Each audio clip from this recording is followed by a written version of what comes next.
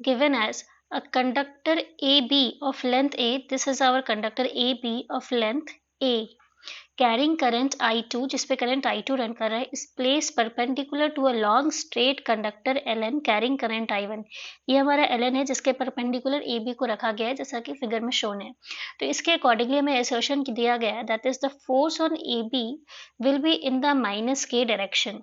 Okay, तो force कैसा हो जाएगा, माइनस के डायरेक्शन पे होगा AB पे, and the magnitude of force on the LN will be this. तो इसके अकॉर्डिंग हमें ऑप्शन सेलेक्ट करना है. तो की concept will the key concept of the given question will be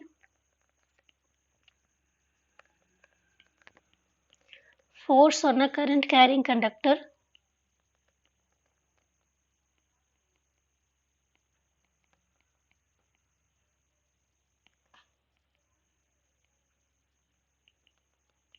in non-uniform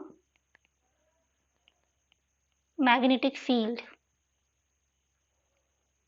okay, हो क्या रहा है, अगर सही तरीके से देखें तो ये जो हमारा LN कंडक्टर है, ठीक है, सही तरीके से बना लेती हूँ. ये हमारा कोई LN कंडक्टर है जिसपे करंट I1 रन कर रहा है, और ये हमारा AB कंडक्टर है जिसपे करंट I2 रन कर रही है. ठीक है, तो जो LN लॉन्ग कंडक्टर है उसकी वजह से मैग्नेटिक फील्ड आएगी AB पे, वो किधर आएगी, डाउन द प्लेन. ओके,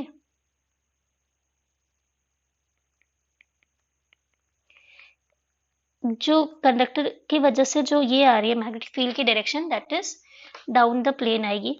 अब जब ये डाउन द प्लेन आ रही है तो उससे क्या होगा कि फोर्स जनरेट होगी इस पे, F is equal to I L cross B AB पे. तो जो फोर्स की डायरेक्शन होगी ना वो इस साइड आएगी. अब खुद देखो, फोर्स की डायरेक्शन इधर आएगी, F is equal to I L cross B. तो जो अपन L क्रॉस B करेंगे ना, L is the direction of I2 only, that is जिस डायरेक्शन में करंट फ्लो कर रही है वो हमारा L का डायरेक्शन होगा, और B is below the plane. तो इस पे जो फोर्स आएगी वो इस डायरेक्शन में आएगी, और ये जो ये डायरेक्शन दे रखा है नीचे की तरफ वो हो जाएगा माइनस Z, क्योंकि ये जो फिगर है हमारा, जो ये फिगर दे रखा है उसके अकॉर्डिंग अगर Z जो ऊपर वाली एक्सिस है तो माइनस Z हो जाएगी नीचे वाली, तो हमारा किधर हो जाएगा, और माइनस Z को अपन क्या बोलते हैं, माइनस K. तो असर्शन स्टेटमेंट तो हमारा सही है. ठीक है, मैं इसको थ्योरी में अच्छे से एक्सप्लेन कर देती हूँ. क्या लिखा है कि मैग्नेटिक फील्ड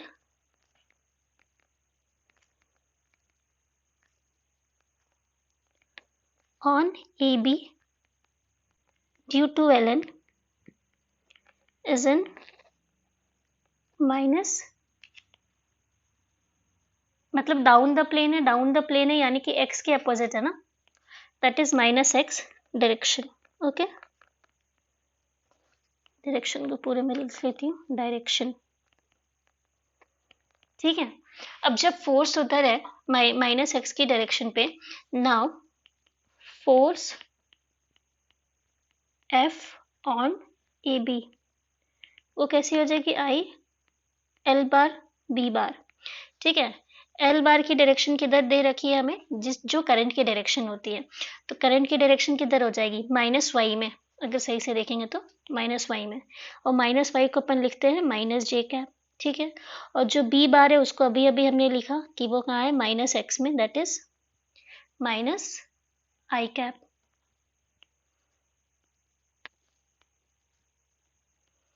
सो फोर्स की डायरेक्शन किधर हो जाएगी, माइनस K कैप में.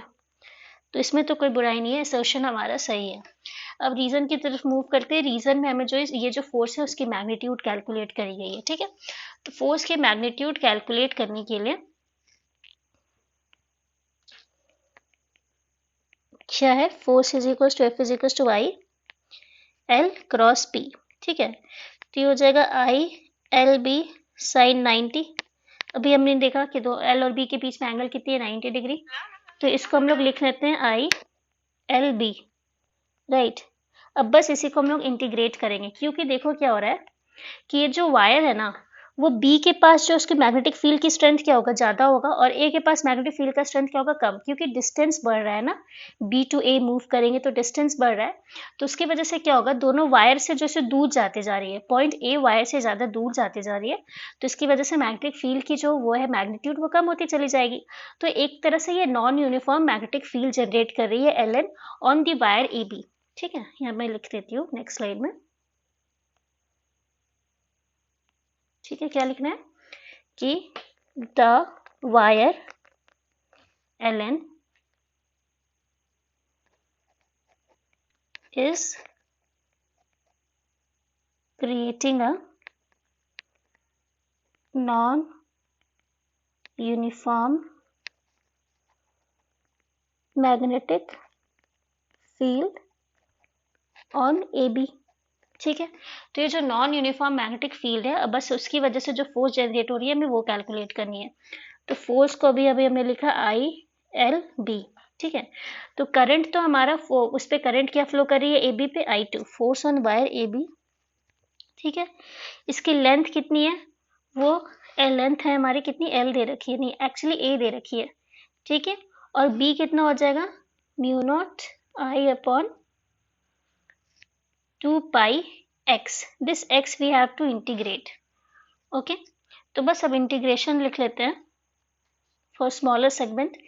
डीएफ कितना हो जाएगा, mu not I2 upon 2 pi X I1 dot D X. ठीक है, ये जो करंट है वो I1 है जो कि Ln पे फ्लो कर रही है, क्योंकि उसकी वजह से मैग्नेटिक फील्ड आ रही है ना, मैग्नेटिक फील्ड जनरेट कौन कर रहा है, Ln। ठीक है, तो वो Ln की वजह से I1 जनरेट हो रही है, I1 आई है, और I2 किसकी वजह से आई है, जो I2 यहाँ वाली है, F is equal to I L. ठीक है, और B किसका लिखेंगे, B जो फर्स्ट Ln वायर की वजह से जनरेट हो रही है। अब बस इसको इंटीग्रेट करना है, बस ये छोटे से सेगमेंट, किसी भी एक रैंडम सेगमेंट की बात कर रहे हैं, फॉर एग्जांपल हमारा रैंडम सेगमेंट, लेट्स अज्यूम कि ये हमारा कोई रैंडम सेगमेंट है, इतने से एरिया को हम इंटीग्रेट कर लेते हैं, और यहाँ से यहाँ की दूरी कितनी हो गई, x। ठीक है, और ये dx एरिया को, ds लेंथ को हम लोग क्या कर रहे हैं, इंटीग्रेट कर रहे हैं, तो ओवरऑल लेंथ के लिए क्या हो जाएगा, बस इसको इंटीग्रेशन से हम लोग निकाल लेंगे। तो df कहाँ से हो जाएगा, 0 से f तक। ठीक है, लिमिट सेटअप करना इज इंपॉर्टेंट। इसकी लोअर लिमिट हो जाएगी a/2, मेक श्योर, और इसकी क्या हो जाएगी 3a/2। कैसे, मैं आपको बताती हूँ भाई।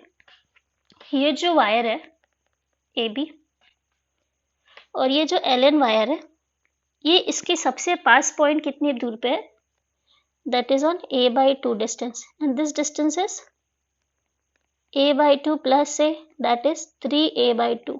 ठीक है, तो लोअर लिमिट अपर लिमिट कैसे सेट किया समझ आ गया।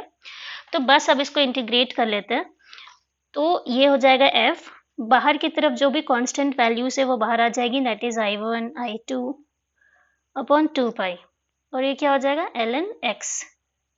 ओके, लॉग में करते हैं ना, lower limit is L/2, higher upper limit is 3L/, it is actually a not L, formula में L लिखा है इसलिए मैं बार बार L लिख दे रही हूँ। This is 3a/2 and this is a/2। एक और स्लाइड ले लेते हैं अपन, कैलकुलेशन को कंटिन्यू करना है ना, तो क्या हो जाएगा हम लोग देख लेते हैं। Ln x/2 को हम लोग, हाँ तो अपर लिमिट लोअर लिमिट ऊपर नीचे करके लिख लेंगे ना, f is equal to mu naught I1 I2 upon 2 pi Ln 3L/2 3a/2 अपॉन a/2। राइट, जब अपन इसको सॉल्व करेंगे तो ये पता है क्या निकल के आएगा, this will come out as mu naught I1 I2 upon 2 pi Ln 3। ये हमारा फोर्स का मैग्नीट्यूड आ रहा है। तो देख लेते हैं जो रीजन में फोर्स का मैग्नीट्यूड दे रखा है वो यही है क्या। ठीक है, mu naught I1 I2 Ln 3 upon 2 pi, that is mu naught I1 I2 2 pi Ln 3, ये सही दे रखा है। तो अकॉर्डिंगली हमारा असर्शन भी सही है, रीजन भी सही है, पर रीजन किसी भी तरह से असर्शन को एक्सप्लेन नहीं कर रहा। हमने यहाँ पे किसी भी तरह से डायरेक्शन की बात नहीं करी ना रीजन में, तो दोनों स्टेटमेंट आपस में इंडिपेंडेंट है और सही है, सो अकॉर्डिंगली हमारा answer will be option number B.